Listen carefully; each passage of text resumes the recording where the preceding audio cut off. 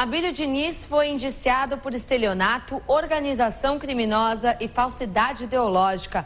Além do empresário, outros 42 investigados também foram denunciados na Operação Trapaça, um desdobramento da carne fraca que revelou fraudes e irregularidades em frigoríficos de grandes companhias. Entre os indiciados está Pedro de Andrade Faria, ex-diretor-presidente da BRF.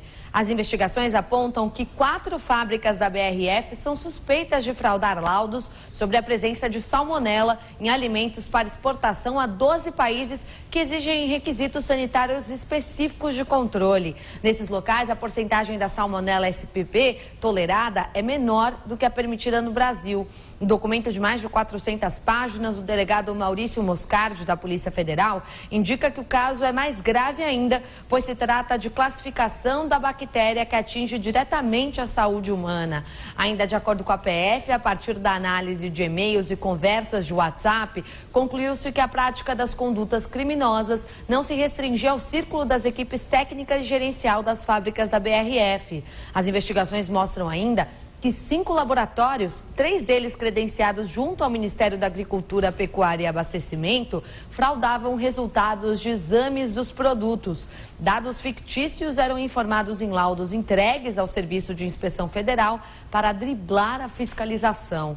Em nota, a assessoria de imprensa de Abílio Diniz afirmou que o empresário não cometeu nenhuma irregularidade como presidente do Conselho de Administração da BRF. Ainda diz que no relatório apresentado pela Polícia Federal não existem elementos que demonstram irregularidades cometidas por Abílio Diniz.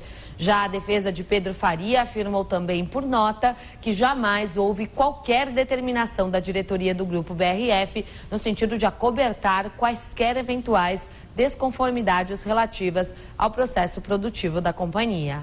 Essa é a Operação Trapaça, mas tem muita ligação também com a carne fraca, professor, que até hoje não foi totalmente esclarecida. É verdade, estamos aguardando a história dos fiscais, lembra? Isso. Do Ministério da Agricultura. Do papelão na carne. Papelão na carne. É que o tempo passa, né? Mas não podemos dizer o tempo passa, o tempo voa e a poupança Bamerindos continua numa boa, porque a Bamerindos faliu, né?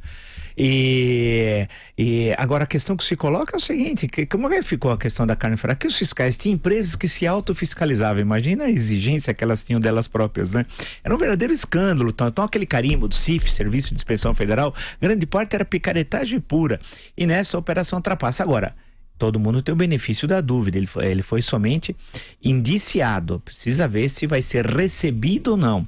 Caso haja o recebimento por parte do Poder Judiciário, aí vira réu. Portanto, você tem um longo trâmite até lá, não é? Agora, todas essas operações levantam o Brasil, que o Brasil desconhecia, né? A estrutura de corrupção existente no Brasil é fabulosa. Para destruí-la não é uma tarefa da noite para o dia. Inclusive, não é simplesmente, é importante, mas não é simplesmente um processo eleitoral que vai conseguir resolver essa questão.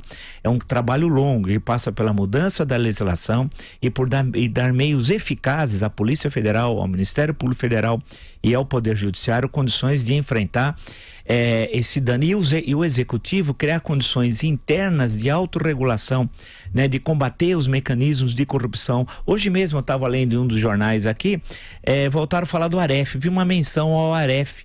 Aref, só lembrando ao nosso ouvinte, quem nos assiste, é aquele fiscal da prefeitura que tinha quase uma centena de imóveis.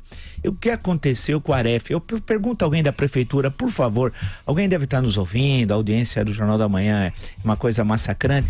O que aconteceu com o fiscal, o Aref? Eu vou chamar ele assim como ele fosse meu amigo, o Aref. E aí? São mais de uma centena, era um sujeito que poupava muito. O que é que aconteceu com aquela corrupção? Porque dizem que essa questão de fiscalização, o que tem de corruptos não está escrito. Então eu pediria a alguém da Prefeitura de São Paulo, por favor, mandasse uma nota. São, né? 113 imóveis. 113 imóveis. 113 imóveis. Imagina para você pagar o seu imóvel, a luta que foi ou a luta que é. Né? Esse sem vergonha, esse ladrão tinha 113 imóveis. Esse pilantra continua funcionário da prefeitura? 2.